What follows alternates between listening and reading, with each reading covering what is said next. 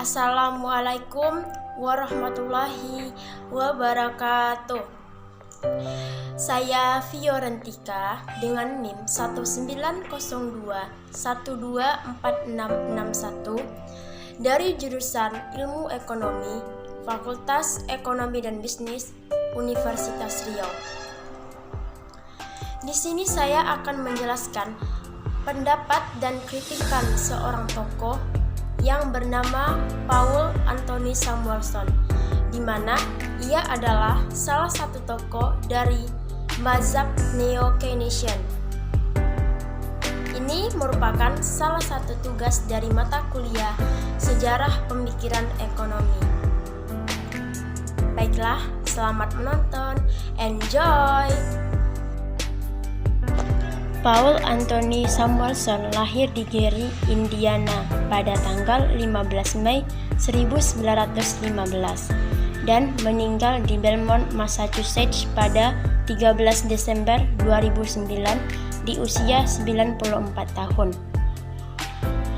Ia adalah seorang ekonom Amerika Serikat. Samuelson menyelesaikan studinya dalam bidang ekonomi di Universitas Chicago dan pada usia 16 tahun ia meraih gelar doktor dari Universitas Harvard.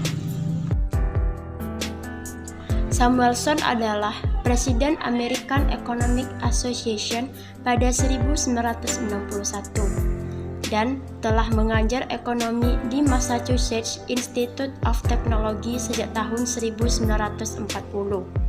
Ia juga memenangkan John Bettis Score Award pada tahun 1947 yang dihadiahkan untuk karya paling menonjol oleh seorang ekonom di bawah usia 40 tahun. Ia adalah orang Amerika Serikat pertama yang memenangkan hadiah Nobel di bidang ekonomi pada tahun 1970 untuk kerja ilmiah dalam mengembangkan teori ekonomi statis dan dinamis serta berperan aktif dalam meningkatkan tingkat analisis di bidang ilmu ekonomi.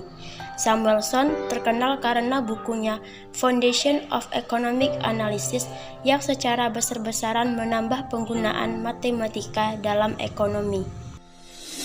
Ia mengatakan ilmu ekonomi adalah studi mengenai individu-individu dan masyarakat membuat pilihan dengan atau tanpa penggunaan uang yang menggunakan sumber daya yang terbatas tetapi digunakan untuk menghasilkan berbagai jenis barang dan jasa serta mendistribusikannya untuk kebutuhan konsumsi di masa sekarang dan mendatang kepada berbagai individu. Di bawah pengaruh Samuelson, kerangka dasar pemikiran Keynes disempurnakan sampai pada tingkat yang lebih maju dan dalam lingkup pembahasan yang lebih luas. Ada dua hal yang berjasa dari pendapat Samuelson.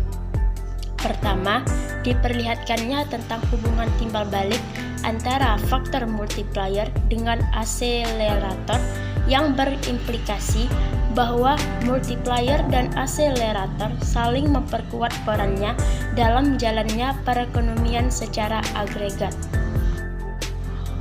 Permintaan efektif dari masyarakat dipengaruhi oleh investasi langsung, yang selanjutnya melalui faktor multiplier menyebabkan tambahan pendapatan dengan berlipat. Permintaan efektif pun dapat diberi stimulan yang berawal dari pengeluaran konsumen, yang kemudian melalui asas akselerator secara tidak langsung menyebabkan bertambahnya investasi. Bidang kedua adalah mengenai lalu lintas, perdagangan, dan pembayaran internasional. Samuelson memperjelas hubungan antara kebijakan fiskal dengan keseimbangan dalam lalu lintas pembayaran internasional. Hal ini memperlihatkan peranan foreign trade multiplier dan berbagai kemungkinan penyimpangan dari keseimbangan internasional. Menurut Samuelson, bahwa orang kaya lebih banyak menabung daripada orang miskin. Tidak hanya dalam jumlah absolutnya saja, tetapi juga dalam persentase dari seluruh pendapatannya. Orang yang terlalu miskin jelas tidak akan mampu menabung sama sekali. Mereka bahkan membelanjakan uangnya lebih banyak daripada yang mereka peroleh dari pendapatannya. Kekurangannya akan tertutupi dari hutang atau mengambil tabungan yang telah ada sebelumnya. Dari pendapat Samuelson ini, dapat dikatakan bahwa tingkat tabungan juga dipengaruhi oleh distribusi pendapatan, karena makin kurang orang miskin, maka jumlah orang yang akan menabung akan semakin banyak. Dengan demikian, besar kecilnya tingkat pendapatan per kapita merupakan salah satu faktor yang dapat menentukan besar kecilnya tabungan masyarakat yang akan dapat berpengaruh terhadap pertumbuhan ekonomi di wilayah tersebut. Dengan meningkatnya pendapatan, maka tabungan juga meningkat dengan asumsi konsumsi konstan atau tidak meningkat secara besar.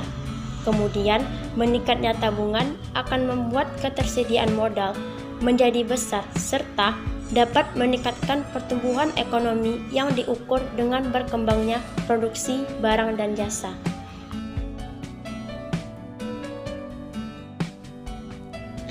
Berdasarkan hal tersebut, dapat dikatakan bahwa terdapat kaitan antara tabungan dengan pendapatan per kapita, yang merupakan fungsi dari pendapatan per kapita. Meningkatnya pendapatan per kapita seperti tercermin dalam PDB, PDRB, serta PDRB per kapita untuk pendapatan rata-rata yang diterima oleh masyarakat dalam suatu wilayah.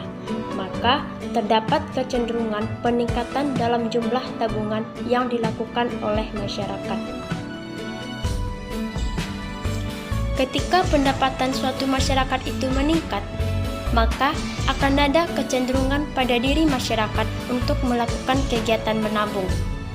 Semakin besar jumlah pendapatan yang diterima oleh suatu rumah tangga, maka semakin besar pula jumlah tabungan. Jadi, berdasarkan beberapa teori yang telah dijelaskan, dapat disimpulkan bahwa terdapat hubungan yang positif antara PDRB per kapita dengan tabungan. Economic adalah salah satu buku karya Samuelson yang sangat laris dan dibaca oleh mahasiswa ekonomi hampir di seluruh dunia. Ia secara gamblang memperlihatkan bagaimana perdagangan luar negeri dimasukkan ke dalam kerangka umum teori ekonomi makro. Atas jasanya, banyak negara yang lebih terdorong untuk lebih membuka pasarnya terhadap perekonomian internasional. Selama beberapa dasawarsa, khususnya sejak Perang Dunia Pertama hingga tahun 70-an, perkembangan ilmu ekonomi berlangsung di bawah dominasi pandangan Keynes. Dari pakar-pakar yang mendukung ajaran Keynes tersebut, terlihat bahwa kebanyakan di antara mereka berasal dari Amerika Serikat, terutama sejak ditulisnya The General Theory tahun 1936 oleh Keynes. Menurut Mubyarto, ilmu ekonomi yang diajarkan dan diterapkan di seluruh sejak Perang Dunia Kedua dirintis oleh buku Paul Samuelson yang berjudul Economics and Introductory Analysis. Inti ajaran yang dikemukakan oleh Samuelson dikenal sebagai teori ekonomi neoklasik. Isi ajaran ekonomi neoklasik merupakan sintesis antara teori ekonomi dasar persaingan bebas klasik dan ajaran marginal utility serta keseimbangan umum. Ciri khas dari aliran ekonomi neoklasik adalah dominannya pemakaian metode kuantitatif.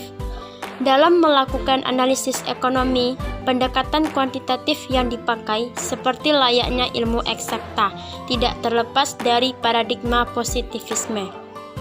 Keyakinan dasar dari paradigma positivisme berakar pada paham ontologi realisme yang menyatakan bahwa realitas berada dalam kenyataan dan berjalan sesuai dengan hukum alam. Penelitian berupaya mengungkapkan kebenaran realitas yang ada dan bagaimana realitas tersebut senyatanya berjalan. Baiklah, itulah penjelasan materi dari saya. Jika ada salah dan kurang, mohon dimaafkan. Saya tutup dengan mengucapkan wabillahi taufiq wal hidayah. Wassalamualaikum warahmatullahi wabarakatuh.